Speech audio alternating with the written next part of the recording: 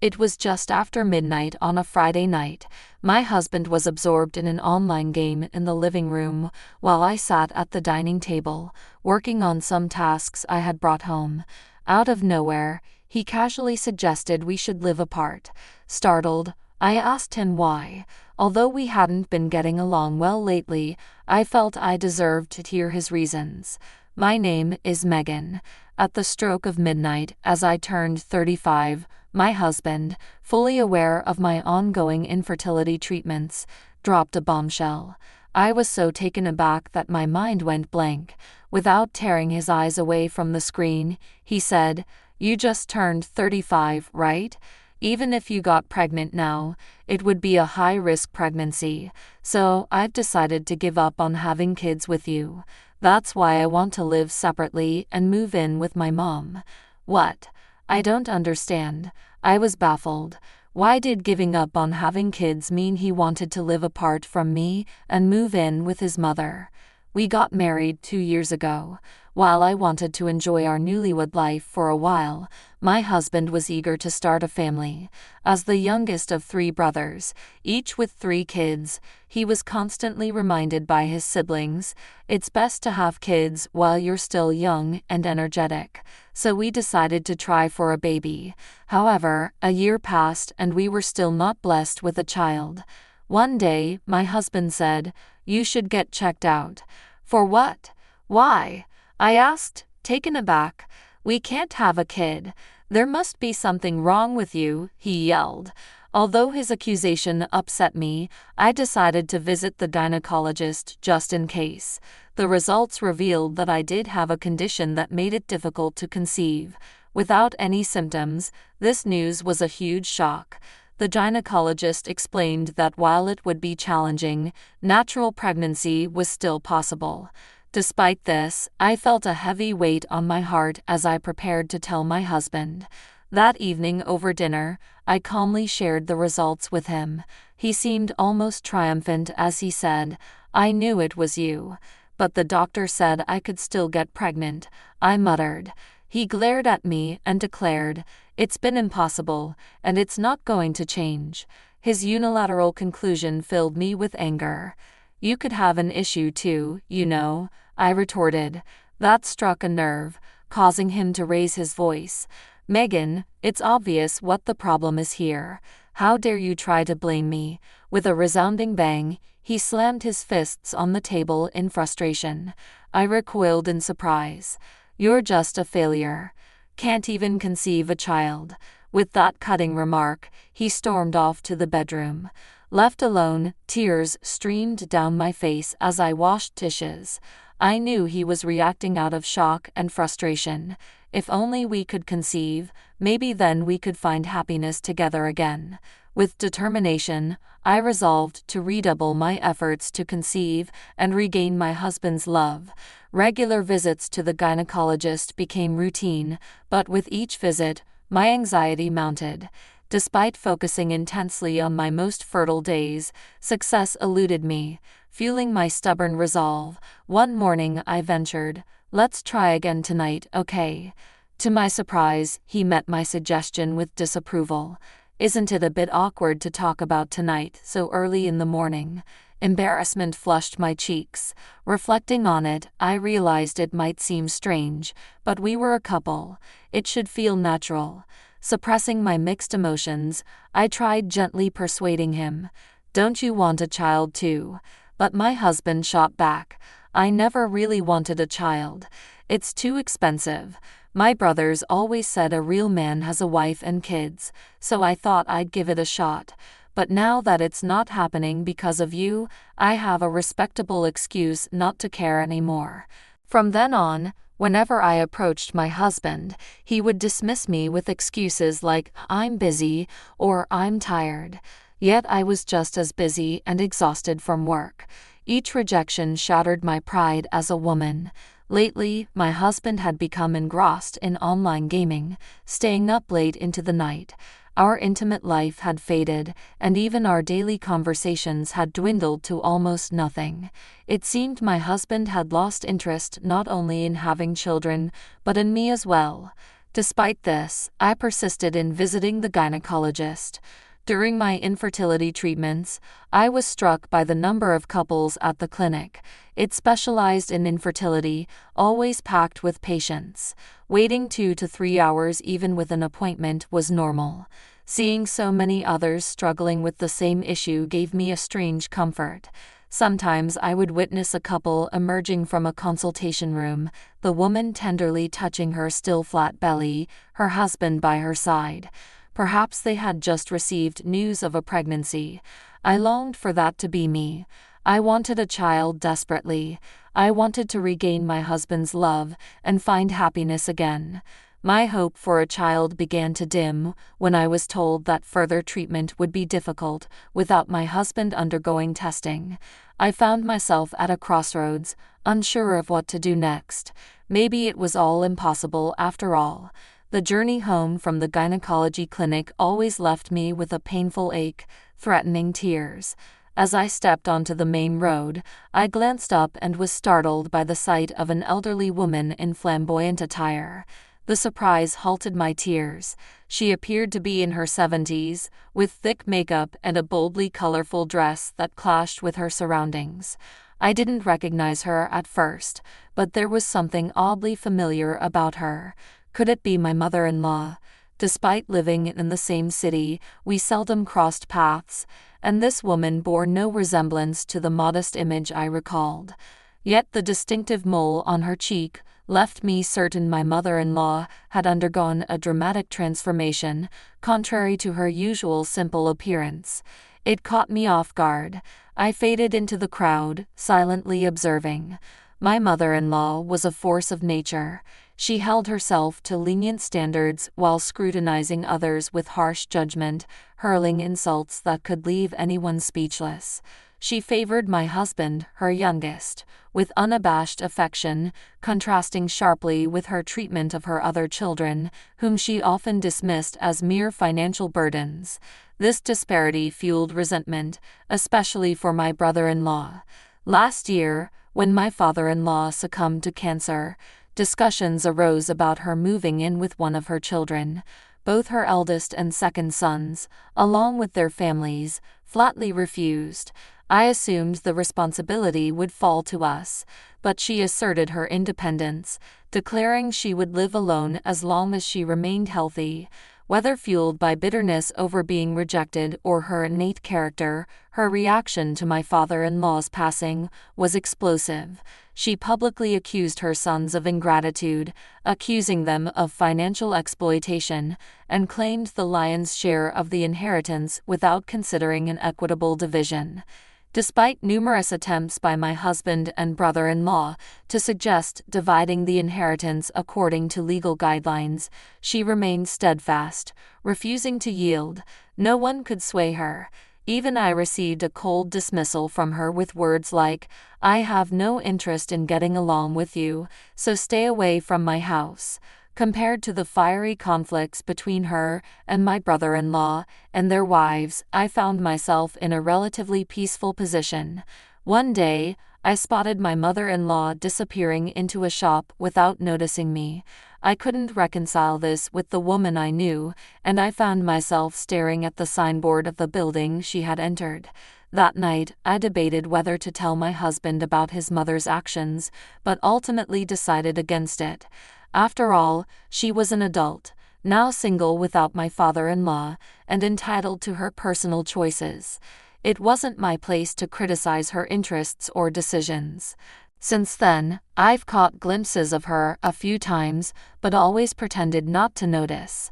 Months passed, and as my birthday approached, my husband suddenly proposed that we live separately. Curious and somewhat suspicious, I asked him, "Have you met someone else?" I couldn't help but wonder if my mother-in-law was just an excuse and if he might be planning to remarry. Yet he seemed to spend most of his days at home, absorbed in video games, making it unlikely that he was seeing anyone else. I mulled over the possibilities in my mind. Strangely, I felt oddly calm, almost on the verge of laughter. My husband, on his part, responded seriously, "Well, there's this girl in my gaming group who I find interesting, but it's all online. It could just as well be a guy pretending to be a woman, which makes the whole thing rather absurd. He's rational enough to make decisions, so why would he suddenly suggest separation? I just don't understand," I thought to myself. My husband reiterated, "I just prefer living with my mom over living with you." Confusion and hurt filled me. Why would he choose his mother over me? Do you resent me? Has our love vanished? I searched desperately for answers that could soothe my heart and posed my next question to him. As soon as the words escaped my lips, a pang of pain shot through my chest. Did he no longer need me, the woman unable to bear a child due to infertility? Holding back tears, I awaited his response. "No, not really." "Huh?" My husband's response caught me off guard. "Didn't I mention this before? I'm not focused on having kids anymore. We need to find another way to secure our finances." "Money," I echoed his unexpected words. He nodded solemnly and explained, "It's about my mom's inheritance." I struggled to see the connection and felt increasingly perplexed. My brothers are opportunistic. They'll try to claim a larger share of mom's inheritance by arguing they have more children. I won't let that happen. Who's being opportunistic here? I'm taken aback but choose to hold my tongue. "But your mom is perfectly healthy. Isn't it premature to discuss her inheritance? That's why my mom dislikes you, but she dotes on me. If I move in with her now, it'll be advantageous for securing the inheritance. She likely has a significant portion of my dad's estate stashed away for herself, so I won't have to work hard and can live comfortably. With no children of her own, we need financial security for our old age," my husband explained, his tone almost mocking. I grasped the implication and was stunned. So the reason my husband had wanted a child was, "You wanted a child to ensure someone would care for you in old age, and since that's not possible, you're now aiming for a larger share of your mom's inheritance." I hoped my suspicions were mistaken. I confronted my husband, hoping for a different response, but once again he dashed my expectations. "Of course," he declared, "children are meant to care for their parents. If I move in with mom now, I might secure the entire inheritance." The strong bond between Tom and his mother suddenly made sense to me. It seemed to overshadow everything else. There was no hint of fairness or sharing in his words. I was left speechless as Tom continued, almost moaning, "Now, once mom passes, I'll return to live with you. While you can't have children, you manage the household impeccably and bring home a good paycheck as a full-time worker. All right then, let's get a divorce." My true feelings burst out, cutting him off. Who would tolerate such treatment, agree to live apart, and then reconcile as if nothing happened? Tom was making a mockery of me. I knew his position as the youngest of three had spoiled him, but this selfish scheme of his was beyond unacceptable and reprehensible. In that moment, all the love I once felt for Tom vanished completely. "Let's hire a lawyer to fairly divide our assets and go our separate ways." Huh. Divorce. I never mentioned divorce. We can simply live apart. Hiring a lawyer seems excessive. Although Tom appeared taken aback at first, my resolve seemed to sway him. "No, you'll feel better being single too. I won't be satisfied unless we divide everything equitably through legal means. Bringing in a third party to handle the assets will prevent any future issues, right?" Tom smirked smugly and relented. "You make a fair point. All right, if I secure a good share of mom's inheritance, my retirement will be comfortable, and I might even consider remarrying. Just make sure you don't regret it." I replied pointedly, "Likewise, don't count your chickens before they hatch." He retorted, "And be sure you won't regret your decisions." The following day, I received a lawyer recommendation from a friend who had been through a divorce, and promptly sought consultation. I also informed our landlord that only Tom would be vacating the premises, and arranged for movers. As I made these arrangements, I overheard Tom on the phone with his mother, expressing his desire to live with her and fulfill his duties as a son. It shocked me to realize he had proposed separation to me without first seeking his mother's approval. According to Tom, his mother was thrilled about the prospect of living with him. It seemed she had certain requests or things to discuss with him. Surprisingly, preparations for the divorce progressed swiftly. Initially planning for a 50-50 asset split, my skillful lawyer managed to negotiate alimony, securing 70% of the assets for me. If Tom's selfish actions led to our separation, I felt justified in claiming the share without hesitation. Just 3 days after finalizing the divorce and with Tom returning to his parents' home, I was relaxing in my apartment when my phone rang. It was my ex-husband, Tom. The moment I answered, he pleaded, "Please, please help me. Let's get married again." He sighed. There was no inheritance after all. My mom squandered everything on male strippers. She's broke now. What's worse, she's buried in debts and has even mortgaged her house. Oh really? That's rough. Sounds like your mom has a thing for those strip clubs, huh? I chuckled softly. I had witnessed my ex-mother-in-law frequenting those establishments, their exorbitant prices boldly displayed on billboards. I'd seen her enter several times, unmistakably spending a small fortune there. Since Tom became engrossed in online gaming and stopped visiting his parents, his mother seemed to have fallen into this nightlife scene. She depleted her late husband's inheritance and her retirement savings, now drowning in debt from numerous loans. "Why didn't you tell me about this?" I asked incredulously. "I didn't see it as my place to interfere in people's hobbies. I never stopped you from playing video games, did I?" Tom was momentarily speechless and swiftly changed the subject. "She's been pressuring me to take out loans in my name, but that's impossible. Can't you give me some money from the divorce settlement? If we were still married, it would be our money." "No," I responded firmly. "Why not? You used to love me, didn't you? Your husband is in trouble. I loved you when we were married, but once you suggested separating, all those feelings vanished. It's clear now that you're only interested in my money. Why would I consider getting back together with you? That's not fair. Mom is demanding my entire paycheck." Tom whimpered pitifully. "She insists it's only right for a child to support their parents. She was always good to me. But your expectation that you should always be the center of attention and that everyone else should cater to you mirrors your mother's attitude. You truly are two of a kind. You brought this situation upon yourselves, and I feel no obligation to offer assistance. We're divorced now, Tom. We're strangers. Please handle your family's issues on your own," I said calmly, flashing a reassuring smile. I ended the call and blocked his number. Then, promptly, I dialed each of my former brothers-in-law. Although I had planned to update them once things settled down after the divorce, it seemed prudent to inform them sooner rather than later. I recounted everything Tom had disclosed about his mother and the events leading to our separation. My ex-brothers-in-law expressed sympathy and assured me they would confront Tom about his actions.